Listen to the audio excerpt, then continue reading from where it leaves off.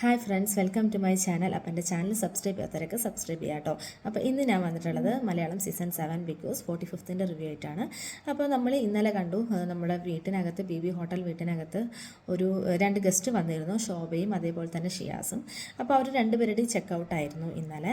അപ്പോൾ അവർ വന്ന സമയത്ത് ഈ പറഞ്ഞ പോലെ ശോഭയൊക്കെ ചെറുതായിട്ട് ലക്ഷ്മിക്കൊക്കെ ഒരു പണി കൊടുത്തിരുന്നു, ലക്ഷ്മി പറഞ്ഞ സ്റ്റേറ്റ്മെൻറ്റിനെ കുറിച്ചിട്ടും അതേപോലെ ഒരു ചെറിയൊരു ടാസ്കും കാര്യങ്ങളൊക്കെ എല്ലാവർക്കും കൊടുത്തിരുന്നു. പക്ഷെ എന്നാലും അവർ ഓവറായിട്ട് അങ്ങനെ ആരെയും വെറുപ്പിക്കാതെയും അങ്ങനെ അത്യാവശ്യം നന്നായിട്ടാണ് എല്ലാവരോടും ഡീൽ ചെയ്തത്, ഹൗസ് മേറ്റ്സിനോടൊക്കെ. അതുകൊണ്ട് തന്നെ ഹൗസ് മേറ്റ്സിനോടും അവരോട് അത്ര ഒരു വിരോധമോ അങ്ങനെയൊന്നുമില്ല. കാരണം അവർ പോകുന്ന സമയത്താണെങ്കിൽ എല്ലാവരോടും നന്നായി കളിക്കുക എന്നൊക്കെയാണ് പറഞ്ഞത്. കാരണം ശോഭ എസ്പെഷ്യലി പറയുന്നുണ്ട്, വരുന്ന സമയത്ത് ചില ആൾക്കാരെ കുറിച്ചിട്ട് ചില ധാരണകളായിരുന്നു, പക്ഷേ ഇപ്പോൾ കംപ്ലീറ്റ്ലി മാറി. ഇവിടെ വന്നിട്ട് അവരുടെ ടാസ്കും പെർഫോമൻസും എല്ലാം കണ്ടിട്ട് എന്താണെങ്കിലും നന്നായി കളിക്കും എന്നൊക്കെയാണ് അവർ രണ്ടുപേരും എല്ലാവരോടും പറഞ്ഞത്. അത് കാരണം തന്നെ മറ്റുള്ള ഹൗസ് മേറ്റ്സ് എല്ലാവർക്കും അവരോട് രണ്ടുപേരോടും അത്ര വലിയ ഒരു വിരോധമോ അങ്ങനെയൊന്നുമില്ല. പിന്നെ അത് കഴിഞ്ഞിട്ട് നമ്മൾ മൂന്നാമതൊരു ഗസ്റ്റ് വന്നിട്ടുണ്ടായിരുന്നു, റിയാസ്. പക്ഷേ ഇവരെ പോലെയല്ല, നന്നായി പണി കൊടുക്കുന്നുണ്ട് ഹൗസ് മേറ്റ്സിനോട്. വന്നപ്പോൾ തന്നെ ലക്ഷ്മിക്ക് ഇട്ടൊരു പണി കൊടുത്തു. ലക്ഷ്മിനെ വെറുതെ ചൊറിയാനൊക്കെ പോയി. ലക്ഷ്മി പക്ഷേ കുറച്ച് ബുദ്ധിപൂർവ്വം ഓവർ റിയാക്ട് ചെയ്യാണ്ടും ദേഷ്യപ്പെടാണ്ടും ഒക്കെ ലക്ഷ്മി അതിന് എന്താ പറയുക, റിയാസ് പറയുന്ന ഓരോ ചോദ്യങ്ങൾക്കും ഭയങ്കര ബുദ്ധിപൂർവ്വം തന്നെയാണ് ആൻസർ ചെയ്തത്. ഓവറായിട്ട് അങ്ങനെ ചൂടായോ ഒന്നും ചെയ്തില്ല, ട്രിഗറായോ ഒന്നും ചെയ്തില്ല. കാരണം റിയാസ് കുറേ ട്രൈ ചെയ്തു ലക്ഷ്മിനെ ട്രിഗർ ചെയ്യാൻ വേണ്ടിയിട്ട്, പക്ഷേ ലക്ഷ്മി ആ ഒരു ക്യാരക്ടർ വിട്ടിട്ടൊന്നും കളിച്ചില്ല. അപ്പോൾ അത് നന്നായിരുന്നു എന്തായാലും. കാരണം ലക്ഷ്മിക്ക് അറിയാം അതൊരു നെഗറ്റീവായി മാറി എന്നുള്ളത്. അപ്പോൾ അതിനെ ഓവർകം ചെയ്തിട്ട് ലക്ഷ്മിയുടെ ഗെയിമിനെയും ലക്ഷ്മിനെയും പോസിറ്റീവായിട്ട് കൊണ്ടുവരാൻ വേണ്ടിയിട്ടാണ് ലക്ഷ്മി ട്രൈ ചെയ്തുകൊണ്ടിരിക്കുന്നത്. അതുകൊണ്ട് തന്നെ ആരൊക്കെ ട്രിഗർ ചെയ്താലും ലക്ഷ്മി അതിലൊന്നും വീഴില്ല. ലക്ഷ്മിക്ക് അത്രയും നല്ലൊരു കോൺഫിഡൻസ് ഉള്ള പോലെ എനിക്ക് തോന്നി. പിന്നെ വേറെ നമ്മൾ കണ്ടത് ഈ പറഞ്ഞ പോലെ റിയാസ് വന്നിട്ട് എല്ലാവരോടും സംസാരിക്കുന്നുണ്ട്, പക്ഷെ എന്നാലും ചെറിയ ഒരു പണിയും കൊടുക്കുന്നുണ്ട്. കാരണം ആര്യനോട് പറഞ്ഞിരുന്നു ഇന്നലെ എപ്പിസോഡിൽ, ആ ബെഡ് ഇപ്പോൾ ഷാനവാസ് ആണെങ്കിലും അതേപോലെ അനീഷ് ആണെങ്കിലും ബെഡ്റൂം എല്ലാം നന്നായി ക്ലീൻ ചെയ്തതാണ്, അതിനെ പോയി അലങ്കോലപ്പെടുത്തുക എന്ന് പറഞ്ഞിരുന്നു മൊത്തത്തിൽ. എന്നിട്ട് ആരും പോയിട്ട് ബെഡ്ഷീറ്റും എല്ലാം വാരി വലിച്ചിട്ടിട്ട് അവരെ കൊണ്ട് ഒന്നുകൂടെ പണി ചെയ്യിപ്പിക്കുന്നുണ്ട്. അപ്പോൾ അവർക്ക് മനസ്സിലായി അനീഷിൻ്റെ ഒരു ക്യാരക്ടർ വെച്ചിട്ട് അനീഷ് ചൂടാവേണ്ടതാണ്, കാരണം ഞങ്ങൾ ക്ലീൻ ചെയ്തതല്ലേ എന്നൊക്കെ പറഞ്ഞിട്ട്. പക്ഷേ ഷാനവാസിനും അനീഷിനും മനസ്സിലായി ഇത് വേണം വെച്ചിട്ട് ചെയ്തതാണ് എന്ന് പറഞ്ഞിട്ട് അവർ ആ ഒരു ഗെയിം സ്പിരിറ്റ് എടുത്തിട്ട് അവരത് വീണ്ടും ക്ലീൻ ചെയ്യുന്നുണ്ട് നല്ല വൃത്തിക്ക്. പിന്നെ അതുപോലെ തന്നെ റിയാസ് അതിൻ്റെ ഇടയ്ക്ക് എനിക്കൊന്നൊരു ടിഷ്യൂ പേപ്പർ എന്തോ ഫുൾ ഗാർഡൻ ഏരിയ അതേപോലെ അവരുടെ ആ ഒരു ഫ്രണ്ട് ഭാഗം മൊത്തം കീറിയിടുന്നുണ്ട്, ആ ഭാഗം ഒന്നുകൂടെ ക്ലീൻ ചെയ്യാൻ വേണ്ടിയിട്ട്. അപ്പോൾ അതെല്ലാം റിയാസ് ഇവർക്ക് കൊടുക്കുന്ന പണിയാണ്, ഇവരെ ദേഷ്യപ്പെടാനും ട്രിഗർ ചെയ്യാനൊക്കെ. പക്ഷേ ഹൗസ് മേറ്റ്സ് എല്ലാവരും തന്നെ അത്യാവശ്യം നന്നായിട്ട് ബുദ്ധിപൂർവ്വം അതിനെ ഹാൻഡിൽ ചെയ്യുന്നുണ്ട്, ചൂടാവാതെയൊക്കെ. എന്നിട്ട് അതും വീണ്ടും വന്ന് ക്ലീൻ ചെയ്യുന്നുണ്ട്. അങ്ങനെ നന്നായിട്ട് തന്നെ ഇന്നലത്തെ ദിവസം പോയി. അത്ര വലിയൊരു കാര്യമൊന്നും വലിയൊരു ഫൈറ്റോ ഒന്നും നടന്നില്ല. പിന്നെ ബിഗ് ബോസ് റിയാസിന് ഒരു 3 ടാസ്ക് കൊടുത്തിരുന്നു. ഒന്ന് ആ കണ്ണാൻ തുമ്പി പോരാമോ എന്നുള്ള 5 പേരെ കൊണ്ട് പാടിപ്പിക്കുക. പിന്നെ ഒന്ന് അനീഷിനെ കൊണ്ടിട്ട് I love you my friend എന്ന് പറഞ്ഞിട്ട്, മൈ ഡിയർ ഫ്രണ്ട് എന്ന് ഷാനവാസിനോട് പറയുക.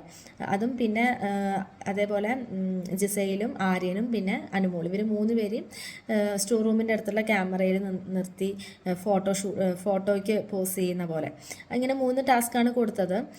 എന്താണെങ്കിലും 3 ടാസ്കും കംപ്ലീറ്റ് ചെയ്യാൻ പറ്റി ഈ റിയാസിന്. പക്ഷേ ഒരു കാര്യം എനിക്ക് തോന്നുന്നത്, മൂന്നാമത്തെ ടാസ്ക്, അതായത് ആര്യൻ്റെയും ജിസൈലിൻ്റെയും അനുമോളിൻ്റെയും ആ ഒരു ഫോട്ടോയ്ക്ക് പോസ് ചെയ്യുന്നത്, എനിക്ക് തോന്നുന്നു ജിസൈൽ തല കുനിച്ചിട്ടാണ് നിന്നിരുന്നത്, തല ഇതായിട്ട് നിന്നിട്ടില്ല. അപ്പോൾ അത് ബിഗ് ബോസ് കൗണ്ട് ചെയ്യുമോ എന്ന് എനിക്കറിയില്ല. കാരണം ഫോട്ടോയ്ക്ക് പോസ് ചെയ്യുമ്പോൾ തല കുനിച്ച് നിൽക്കില്ലല്ലോ.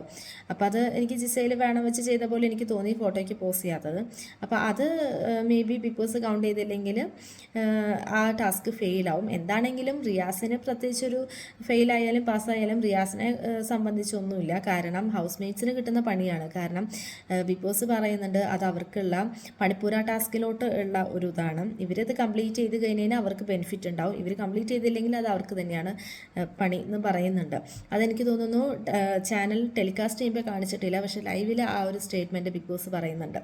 അപ്പോൾ റിയാസിനെ സംബന്ധിച്ചത് അതൊരു ചാലഞ്ചിങ് ആണ്. ജസ്റ്റ് ഒരു ഗെയിം സ്പിരിറ്റിൽ ചെയ്താൽ മതി റിയാസിനെ സംബന്ധിച്ച്. പക്ഷേ അത് ജയിച്ചു കഴിഞ്ഞാൽ ഹൗസ് മേറ്റ്സിനാണ് ലാഭം റിയാസിനെക്കാട്ടിലും. അപ്പോൾ അതാണ് നമ്മളൊന്ന് കണ്ടത്. പിന്നെ നമ്മൾ വേറൊന്ന് കണ്ടത് ഈ പറഞ്ഞ പോലെ എനിക്കൊന്നും റിയാസ് ആദറിനെ കൊണ്ട് ചെയ്യിപ്പിച്ചതാണോ എന്ന് എനിക്കറിയില്ല. ഫുഡ് ഉണ്ടാക്കിക്കൊണ്ടിരിക്കുമ്പോൾ ഉപ്പ് വാരിയിടുക, അങ്ങനെയുള്ള ഇതൊക്കെ ചെയ്യുന്നുണ്ടായിരുന്നു എന്താ പറയുക ആതിറ.